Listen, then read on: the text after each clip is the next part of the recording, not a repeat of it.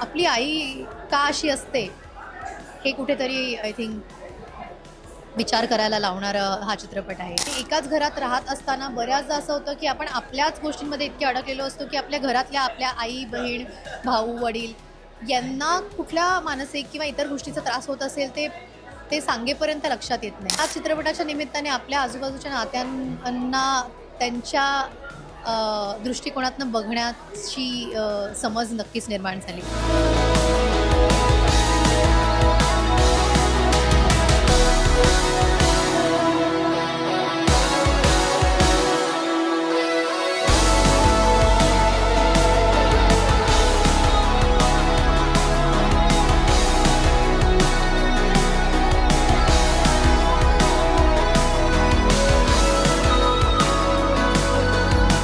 सुनाली, काय सांगशील आत्ता तुझा तिघी हा चित्रपट आणि प्रेक्षकांचा प्रचंड प्रतिसाद आहे.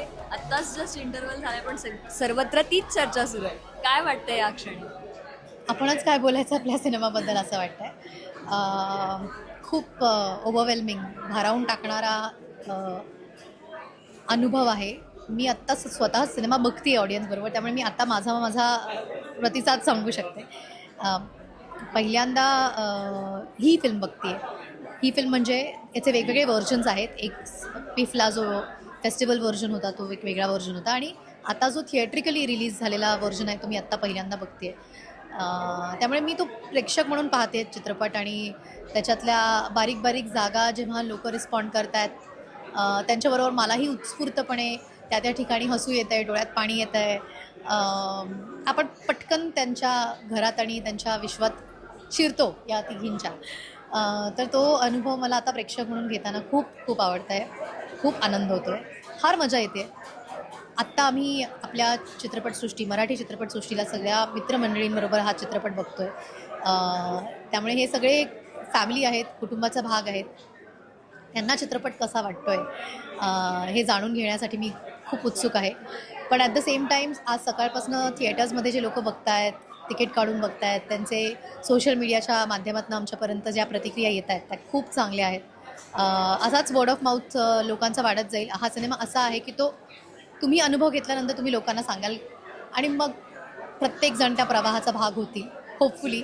हां, ही इमोशन लोकांपर्यंत पोहोचावी. या डेफिनेटली. काय सांगशील तुझ्या आयुष्यात पर्सनली याचा काही फरक पडला का की आता कॅरेक्टरमधून काही शिकण्यासारखं? ॲब्सल्युटली आहे, प्रचंड प्रमाणात आहे.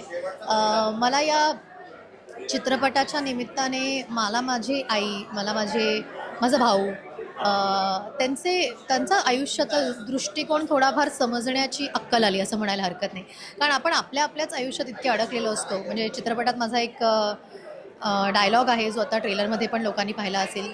मला माझा स्वतंत्र चिखल आहे चिवडायला. आपल्या प्रत्येकाच्या आयुष्यात आपल्या स्वतंत्र अडचणी असू शकतात आणि एकाच घरात राहत असताना बऱ्याचदा असं होतं की आपण आपल्याच गोष्टींमध्ये इतके अडकलेलो असतो की आपल्या घरातल्या आपल्या आई बहीण भाऊ वडील यांना कुठल्या मानसिक किंवा इतर गोष्टीचा त्रास होत असेल ते ते सांगेपर्यंत लक्षात येत नाही.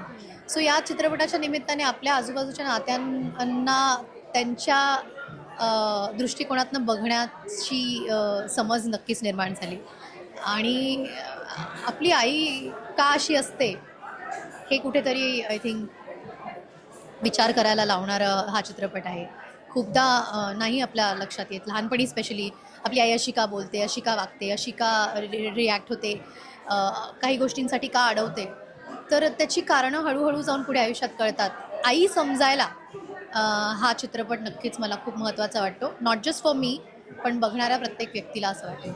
आता तुझ्यासारख्याच लेकी बाळींना काय सांगशील तू की आता ते जसं तू म्हणालीस आपण काय रिॲक्ट होतो आपल्यालाच कळत नाही, पण ते एक मुवमेंट गेल्यानंतर आपल्याला वाटतं तसं केलं असतं तर याबद्दल काय सांगशील? I think not just I, पण आपल्याला प्रत्येक आपल्या नात्याबद्दल थोडा विचार करायला हवं की समोरची व्यक्ती कुठल्या इमोशनमधनं, कुठल्या त्रासामधनं किंवा कुठल्या अनुभवातनं येऊन काहीतरी बोलत असेल. एक पॉज जाऊ द्यावा. लगेच रिॲक्ट आणि रिस्पॉन्ड करायच्या आधी की ही का बोलत असेल, हिला काय झालं असेल. ह्यानी खूप फरक पडतो. अर्थात पुढचा तर मग तो प्रवास आहेच की मग ते का बोलत असेल याच्याबद्दल विचार करावा, संभाषण करावं, जाणून घ्यावं, आपल्याही मनात जे काही चालू आहे ते शेअर करावं, व्यक्त करावं.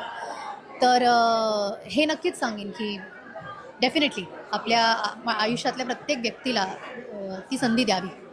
आता मी अगदी महत्त्वाच्या आणि शेवटच्या प्रश्नावर येणार आहे.